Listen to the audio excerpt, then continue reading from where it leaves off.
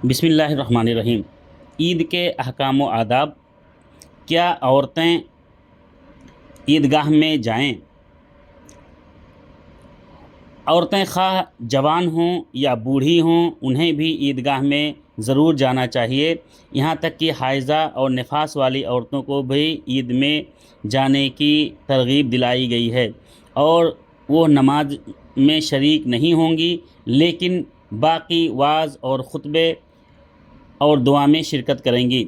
उम्मे अतिया रज़ियल्लाहु ताला अन्हा से रिवायत है, कहती हैं कि हमें हुक्म दिया गया कि दोनों ईदों के मौका पर हाइज़ा और पर्दा नशीन औरतों को भी ईदगाह में ले जाएं, ताकि वो भी मुसलमानों के साथ खुशी और दुआ में शरीक हों।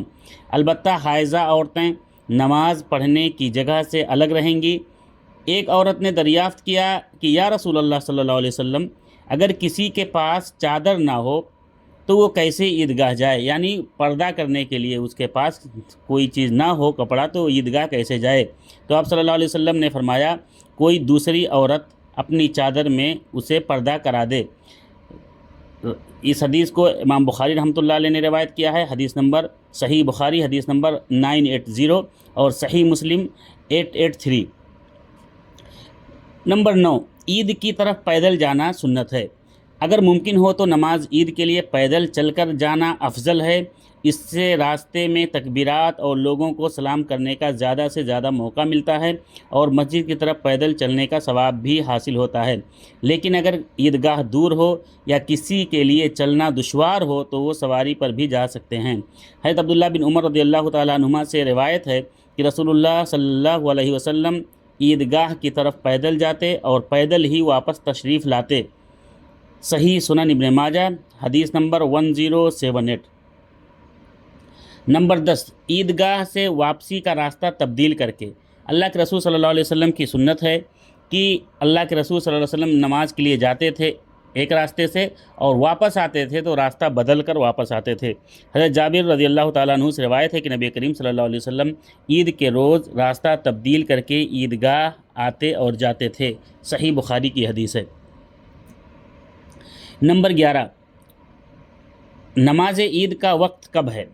तुलुए आफ़ताब यानी इशराक के वक्त से नमाज ईद का वक्त शुरू हो जाता है, लेकिन नबी करीम सल्लल्लाहु अलैहि वसल्लम इशराक के बाद ईद उल अज़हा की नमाज जल्दी अदा फरमाते थे, क्योंकि लोगों को कुर्बानी करनी होती, और ईद उल फित्र की नमाज में कुछ ताख़ीर फरमाते, क्योंकि एक तो उसमें कुर्बानी नहीं है और दूसरा जिन लोगों ने अभी सदक़ा फ़ित्र अदा नहीं किया हो वो अदा कर लें। हज़रत जुंदुब रज़ियल्लाहु ताला अन्हु से रिवायत है कि नबी करीम सल्लल्लाहु अलैहि वसल्लम हमें ईद उल फित्र की नमाज़ उस वक्त पढ़ाते जब सूरज 2 नेज़े बुलंद हो जाता, और ईद उल फित्र की नमाज़ उस वक्त पढ़ाते जब सूरज 1 नेज़ा बुलंद होता। नैलुल अवतार जिल्द नंबर 3 हदीस नंबर 310। नंबर 13, नमाज ईद के लिए अज़ान और इक़ामत नहीं। जाबिर बिन समुरा रज़ियल्लाहु ताला अन्हु से रिवायत है कि मैंने कई मरतबा रसूलुल्लाह सल्लल्लाहु अलैहि वसल्लम के साथ नमाज ईदैन अदा की बग़ैर अज़ान और इक़ामत के। नमाज ईद का हुक्म क्या है? नमाज ईद हर मुसलमान आक़िल बालिग मर्द औरत पर वाजिब है, सिवाय औरतों के जो हालत माहवारी या निफास में हों, लेकिन वो जाएंगी, नमाज नहीं पढ़ेंगी, वहाँ बैठी रहेंगी। इसी तरह से नंबर 15, नमाज ईद का तरीक़ा क्या है? नमाज ईद 2 रकात है। बाकी नमाज़ों की तरह उसकी नियत भी दिल ही में की जाएगी, बोल कर नहीं। इमाम साहब तकबीरात बुलंद आवाज़ से और क़िरात जहरन यानी जहरी करेंगे। पहली रकात में दुआ इस्तिफ्ताह के बाद 7 तकबीरें यानी मामूली वक्फ़े के साथ 7 मरतबा तकबीर कहकर कंधों के बराबर हाथ उठाएंगे, फिर सीने पर हाथ बांध लेंगे। 7वीं मरतबा तकबीर कहने के बाद सीने पर हाथ बांधकर औज़ु बिल्लाहि मिनश शैतानिर रजीम पढ़ें, फिर बिस्मिल्लाहिर्रहमानिर्रहीम और उसके बाद सूरह फातिहा और सूरह आला। इसी तरह से दूसरी रकात में 5 मरतबा तकबीर ज़ायद कहेंगे, उसके बाद में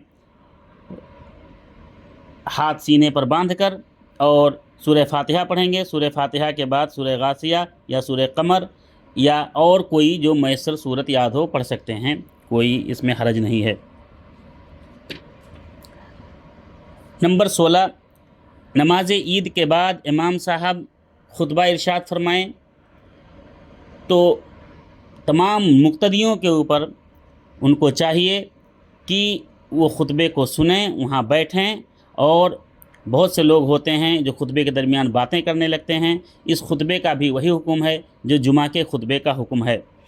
اور اسی طرح سے عید مبارک، صحابہ کرام رضی اللہ تعالیٰ عنہ عید کے روز جب ایک دوسرے سے ملتے تو ان الفاظ میں عید مبارک کہتے: تقبل اللہ منا و منکا، اللہ تعالیٰ ہماری اور آپ کی عبادت کو قبول فرمائے۔ یہ عید کے مختصر احکام تھے۔ اللہ رب العالمین ہمارے روزے کو، ہمارے صیام کو، ہمارے قیام کو اور ہمارے عید کو اور تکبیر کو اللہ رب العالمین قبول فرمائے، اور اللہ تعالیٰ ہم تمام لوگوں کو، تمام مسلمانوں کو، تمام کار خیر کرنے والوں کو اللہ اور اس کے رسول صلی اللہ علیہ وسلم کی اتباع کرنے کی توفیق عطا فرمائے۔ السلام علیکم ورحمۃ اللہ وبرکاتہ۔